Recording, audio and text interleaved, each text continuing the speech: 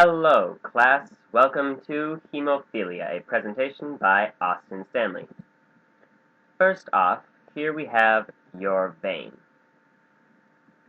The blue stuff is your blood, just go with it. And these white blocks here are your platelets. Now, what happens when you get a cut is, well, your vein breaks open and your blood starts pouring out, right? So what your platelets do, they rush over into the opening and plug up the blood so that it can have time to heal itself. Now, the platelets don't do this alone, of course. They have their friends known as clotting factors. In each human, there are 13 of these 13 different kinds of these clotting factors, but today we will be focusing on just two, clotting factor 8 and clotting factor 9. We are focusing on these two because these are the ones that are affected by hemophilias type A and B. Hemophilia type A, which affects the clotting factor 8, affects about 80% of the people who have hemophilia, and hemophilias type B and C make up the rest. So, the more complicated version of what I showed you earlier is that your vein breaks open, your blood starts pouring out, your platelets rush in to plug up the hole, and then on top of your platelets, the clotting factors start piling up in a very specific order. I would assume 1 through 13, although none of my sources actually told me what it was. So, like this, the clotting factors keep the platelets from rushing away, and so your blood vein heals itself. Now, with hemophilia type A, you have a deficiency in clotting factor 8. So, instead of your blood looking like this, it looks a little bit more like this. Now, when your blood vessel breaks open, the platelets go in to plug up the hole, but once it gets to the clotting factor 8's turn to pile on top of it, it doesn't get on there, right? So the platelets are washed away and you simply continue bleeding. So, now that we know what hemophilia basically is, let's look at how we get it. Hemophilia is a genetic disorder passed on through the X chromosome, so I figured the best way to show this would be through what we all, I assume, recognize as a Punnett square. Now, when neither of your parents have hemophilia, well, then you're golden. You're not going to get hemophilia, unless by some random chance. But, let's say your dad does have hemophilia. Well, then all the girls out there who have fathers with hemophilia, you're going to be carriers for hemophilia, which means one of your X chromosomes is infected with the messed up gene. But if your mother doesn't have it, but is a carrier, which means she has only one messed up gene, well, your chances of being a carrier drop from 100% to 50%.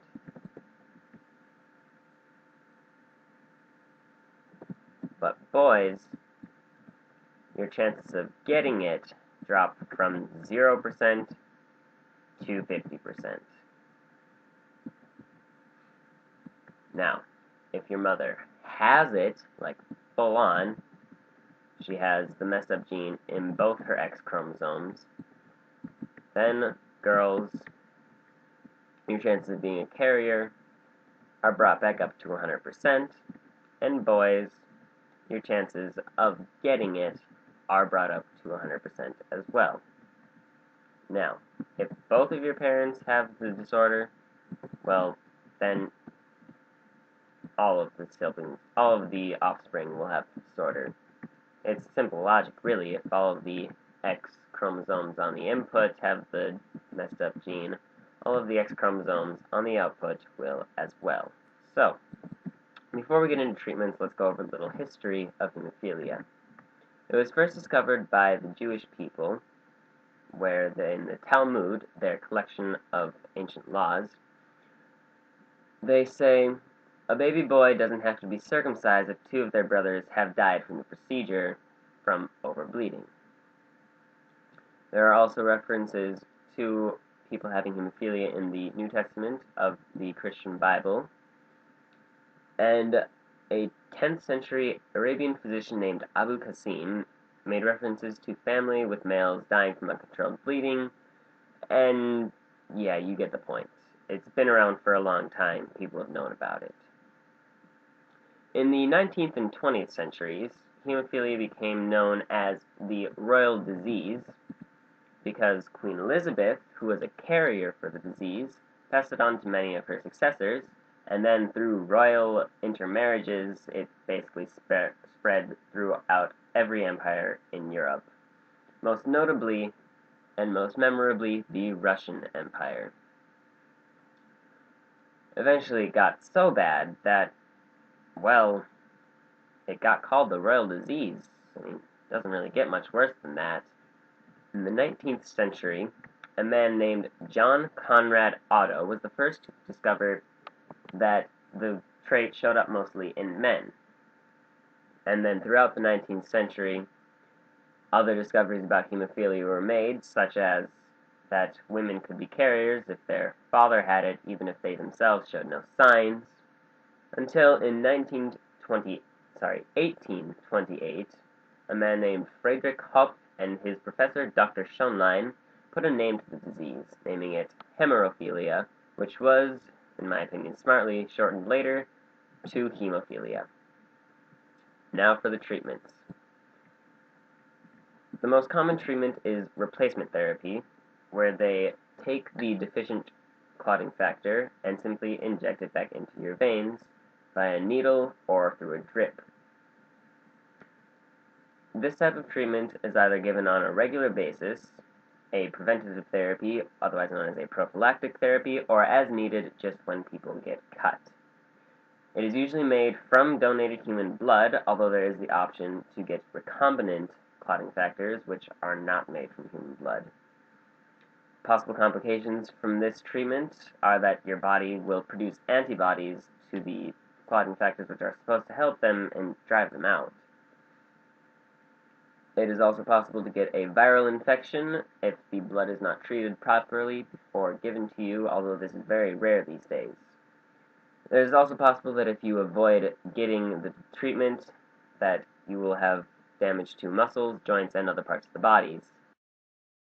Another treatment is known as desmopressin, otherwise known as DDAVP. This is usually injected or taken nasally through a spray.